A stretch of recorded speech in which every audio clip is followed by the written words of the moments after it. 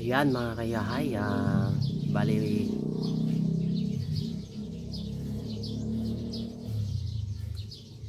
yan mga kayahay, magandang umaga po sa inyong lahat. Ayan, may nabasa kasi akong comment na tutorial daw yung setup ng ating pamingwit gamit ang dahon ng kangkong na pamain.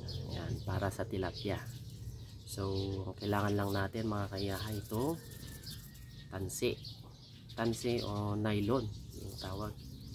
So gamit kong sima number 7 yung yan, nabibili lang mo ko to sa Lazada mga kayahay. So ang setup ko bale 3 sima mga kayahay. So yan, asa na yung dulo nito? Ayun yung dulo. So gagawa muna tayo ng isa.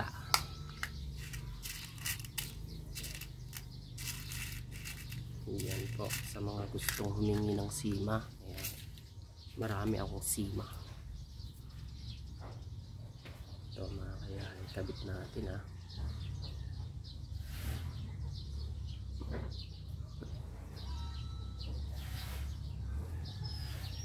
Yan, gamit lang ang ngipin. Kung may pliers kayo mas maganda.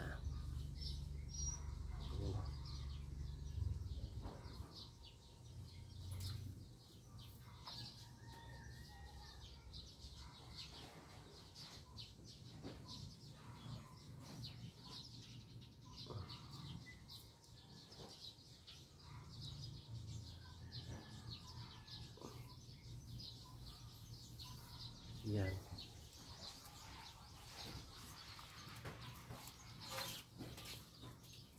So yun, kaisa na po tayo. Yan, putulin lang natin. Isa pa.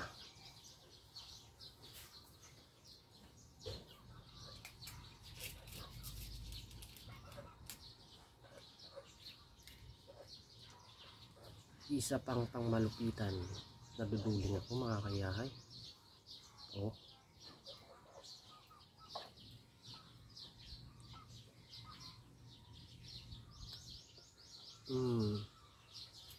So yun. Uy. Tumaba. Yan mga kayahay, ang gamit kong tansi 0.35. Mga malalaki kasi yung tilapia dito. Yan, mga malalaki kasi yung mga tilapia dito mga kayahay. Mga giant ba? Yun. Dalawa na. Putulin agad. Yan, dalawa na mga kayahay. At puputulin na naman natin to gamit ang yan, maganda natin ngipin. Yan. Tapos yung pinaka main line natin dapat habaan. Gumagamit ako ng braided. Iba pa to mga kayahay, braided yung gamit kong main line. Pero ito yung pinaka main line niya. Dinudugtong ko na lang yung braided.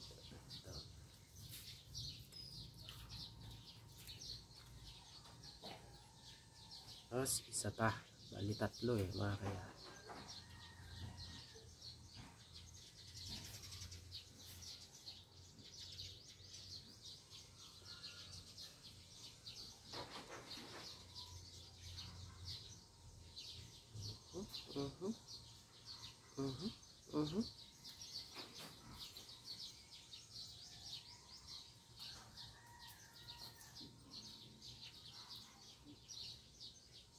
Shoutout kay Ulul Memes. Siya yung nag-request ng setup natin. Ayan.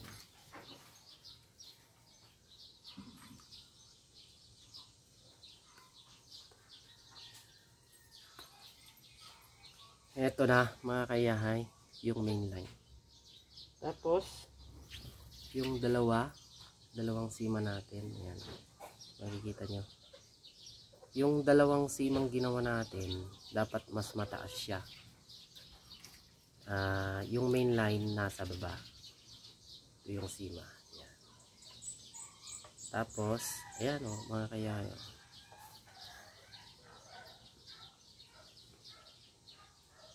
Ayan. Tapos, itali natin to. Ayan. Para magsama-sama sila together. Ayan. Ayan po mga kayahay ha. Tignan nyo mabuti. Ayan o. Bali ang haba ng main line hanggang sa may tali. Mga nasa 2.5 inch. Tapos yung dalawang sima natin nasa 2 inch siya. Balitali pa natin ng isa pang beses para matibay. Yan po. Ganyan yung tsura niya mga kayahay. Yan, nakita nyo. Tapos yung dalawang putol, tali na naman natin para ito yung lock nya.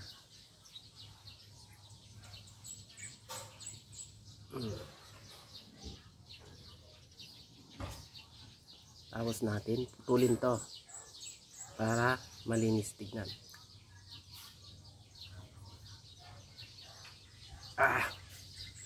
Ayan. Diba meron pa yung nya. Ayan, bali susunugin natin yan.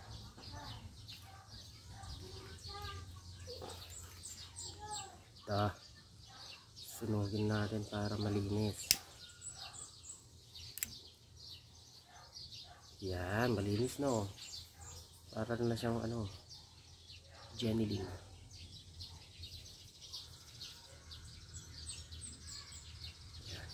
Maganda na siya tignan. And then gagawa tayo ng sabitan.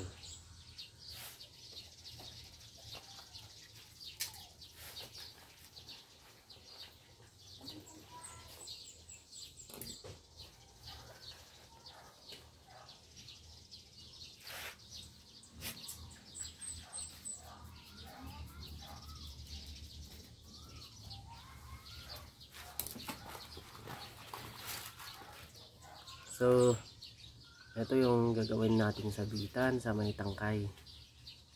Ito ay, tawag dito, tanso na kukuha to sa mga wire. Yung pinakamaliit na wire, ha? Huwag yung masyadong malambot. So, ayan, gagawa lang tayo ng kabilog.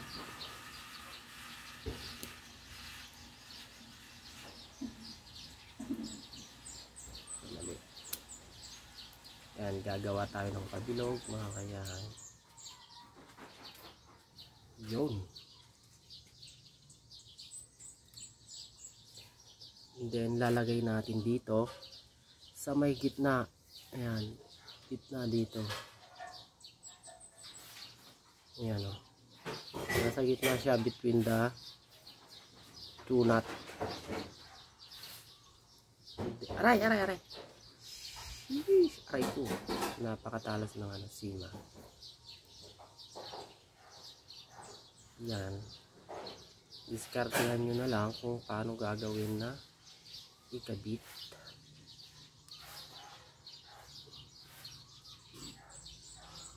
Basta ako, ito yung ginagawa ko.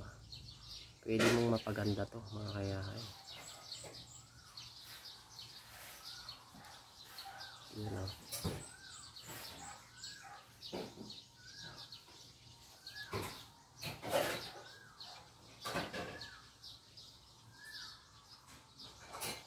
Yan, tapos mo ilik mo ganyan. Yan yung tsura niya. Sabitan nga para siyang sima din. Yan o. Oh.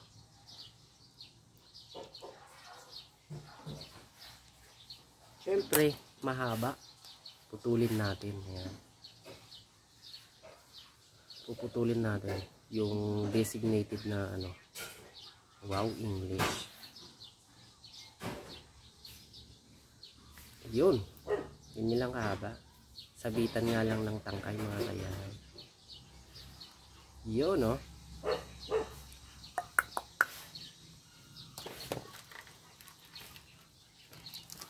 And then, kukuha tayo ng pabigat, buli, o kung ano man yung tawag nyo. Wala na ata tayong ano, magandang pabigat dito.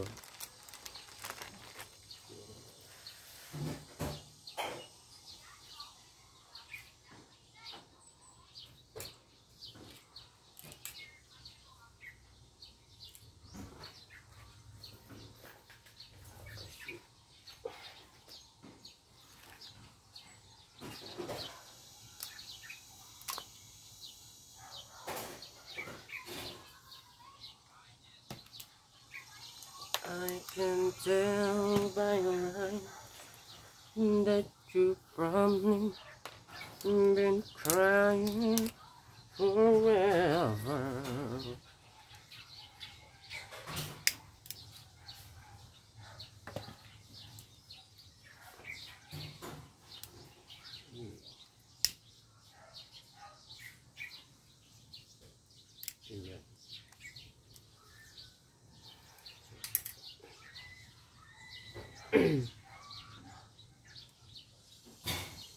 So yun guys, ang pabigat natin number 7 din. Yan. Malaki. Kagandahan ng malaki, mabilis mong may baba to kung saan mo gustong iba to. So yun. Yung sinker natin, no, pabigat. Butas lang, wala siyang ano.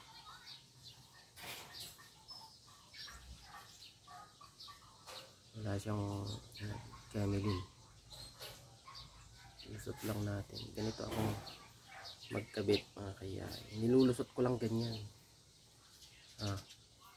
Ganyan po yung itsura niya. Kung iba yung iba mga kayahay, malayo yung ano sinker. Ganyan ka ano haba. Kasi ito yung tangkong, kumaga. Ganyan kahaba sila. Ako naman mga kayahay, ganyan kababa. So kanya-kanyang diskarte lang yan.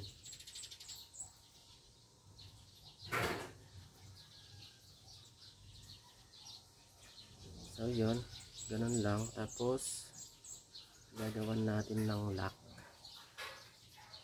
para di siya umangat. Umangat ba yung ano sinker natin? May mga ganung pangyayari, umaangat pag di siya lock. Ayan. Isa pang lock para sigurado.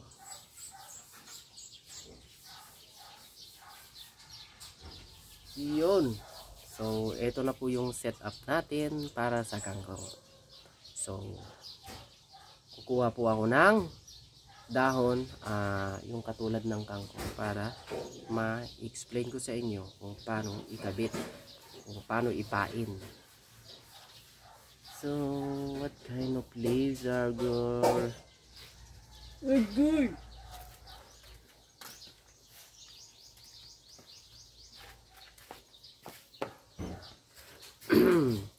So yan mga kayahay, hindi po dahon ng kung yun mga kayahay, hindi po dahon ng kangkong to. Katulad ba. So ito na po yung setup natin. Ang purpose nito, sabitan po ng tangkay. Ayan. Dito po siya ikakabit. Ayan, oh. Sabit lang natin na ganyan. Ay, putol. Matigas. Ayan. Kumbaga naisabit na ganyan. And then, yung mga sima natin, ito yung pinakamahaba. Dito siya sa dulo. Ayan, oh. May kabit na, oh. Tapos yung dalawang medyo maiksi. Sa gilid ba? Side. Sa side. Yun! Ang galing mga kayahay. Ganito po yung setup natin. Ariel setup. Ayan. Ganito po. Saka shoutout nga pala kay Partner Boyax. Hindi po ganito yung setup niya. 9 na piraso na sima ang gamit niya sa isang dahon. Iya. Bali 1, 2, 3, 4, 5. Yung isda pag kumagat talagang mahuhuli. Ganun po siya kagaling. Ayan. So yon mga kayahay, ito na po yung setup natin. Sana may natutunan kayo. Alright, bye bye.